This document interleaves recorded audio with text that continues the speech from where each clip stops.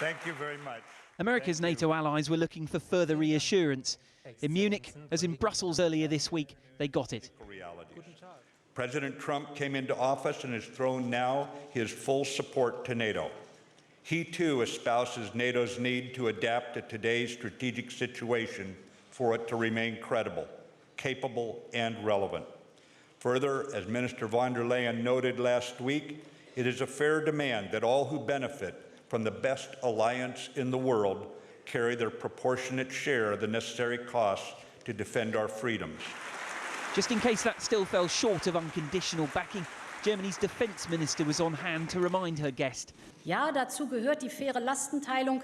There is more to it than just fairer burden sharing. Article 5 of the NATO Codex prescribes that we have to have unconditional trust for standing up for each other.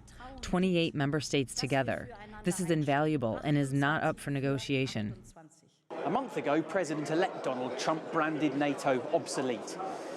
James Mattis's language here in the last few days has sounded rather different.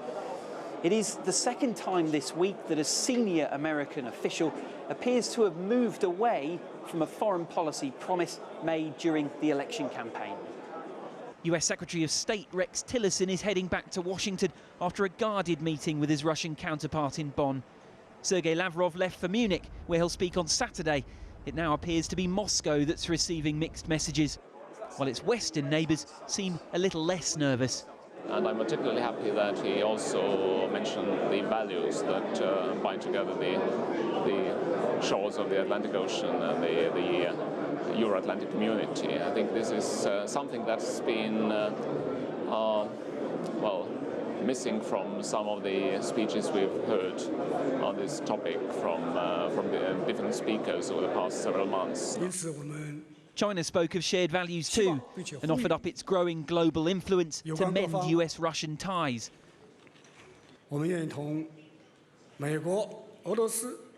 We will strengthen coordination with the United States and Russia to promote constructive interactions among the three countries so that we can contribute more positive energy to world peace and development.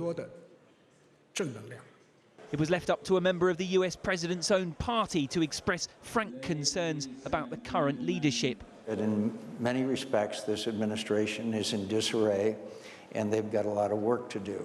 To many here, the fate of the transatlantic alliance remains still unpredictable. Guy Henderson, CGTN, Munich.